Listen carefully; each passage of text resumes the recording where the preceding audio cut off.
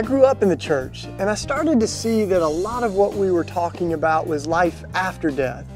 Sometimes it started to feel like our faith was just a ticket into heaven and a license to ignore the world around us. I remember hearing someone say, a lot of our Christianity is so heavenly minded that it's no earthly good. But as I grew up and I started to read the words of Jesus, I came to realize that Jesus didn't just come to prepare us to die. He came to teach us how to live. I confess, I used to be a preppy kid. I made straight A's, went to Sunday school every week. I was prom king. It was a small town. But the more I read the Bible and the more I looked at Jesus, the more I found myself at odds with the world we live in. As I worked hard to make money, I saw Jesus saying, we need to give it all away. As I focused on how to be the greatest, I saw Jesus inviting me to be the least. As I climbed the ladder of success, I realized that on my way up, I was in danger of passing Jesus on His way down. It's funny because all the time I meet Christians that come up to me and they say, my life was such a mess, and then I met Jesus, and everything came together.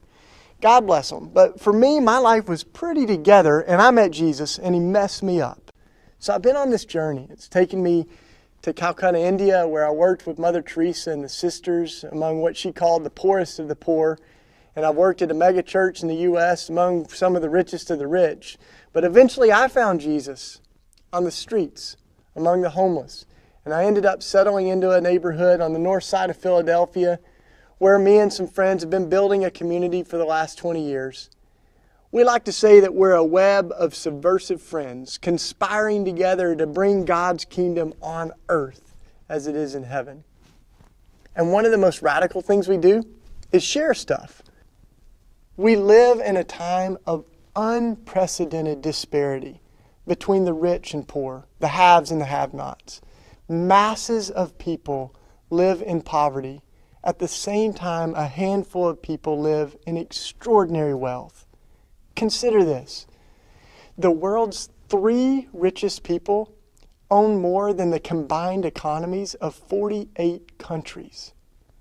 20% of the people in this world own 80% of the world's resources. The richest 1% own 40% of the world's stuff.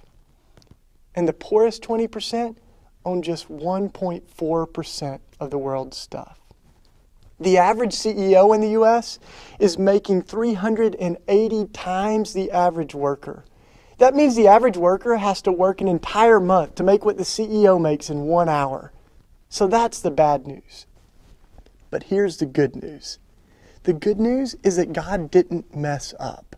God didn't make too many people or too little stuff. God made enough. There is enough for everyone's need, but there's not enough for everyone's greed.